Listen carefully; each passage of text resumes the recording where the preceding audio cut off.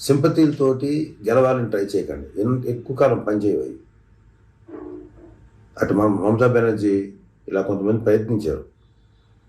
కొంతమంది వర్కౌట్ అయింది, కొంతమంది వర్కౌట్ కాల. సింపతి వద్దు. మీ వైఎస్ఆర్సీపీ ప్రభుత్వం ఉన్నంతసేపు అన్ని సింపతి డ్రామాలతోనే మీరు ఇంతకాలం గెలుచుకుంటూ వచ్చారు. జనాలతో కళ్ళు తెరిచారు. మా జీవితాలకిను నీవే సింపతి చూపించి మా జీవితాలు నాశనం చేసుకోలేవు. ఖచ్చితంగా మీరు ఎన్ని సింపతిలు చూపించినా, ఎన్ని డ్రామాలు ఆడినా మీ వైసీపీ ప్రభుత్వం, మీ వాళ్ళు ఎంత గొంతు చించుకొని వచ్చిన వైసీపీ వాళ్ళు ప్రజలు రియలైజ్ అయ్యారు.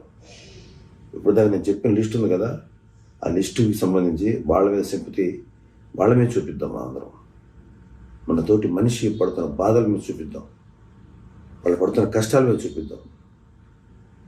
వీళ్ళ వైసీపీ దమన నీతికి బలైపోయినటువంటి ఎంతోమంది అమాయకురాలు వాళ్ళ మీద చూపిద్దాం. మాయమైపోయిన 30,000 మంది మహిళల మీద చూపిద్దాం సింపతి. చిన్న దెబ్బ తగిలితే అచ్చిపోయి వద్దు, డ్రామాలు పులుసు చెప్పడం, అలాంటి డ్రామాలు నాకు చేయొద్దు. అవి చిన్న పసుపు రాసుకుంటే సరిపోద్ది. దయచేసి ఈ డ్రామాకి ఎవరు పడకండి.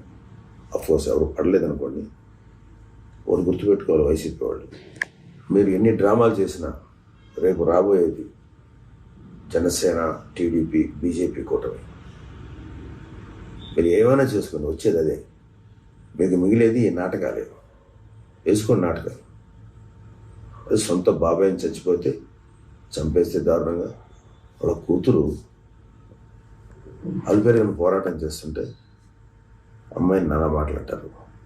బాబాయ్ చనిపోతే ఎటువంటి సింపతి లేదు. తల్లిని చెల్లిని ఇంటి నుంచి బయటకు పంపిస్తే ఎటువంటి సింపతి లేదు.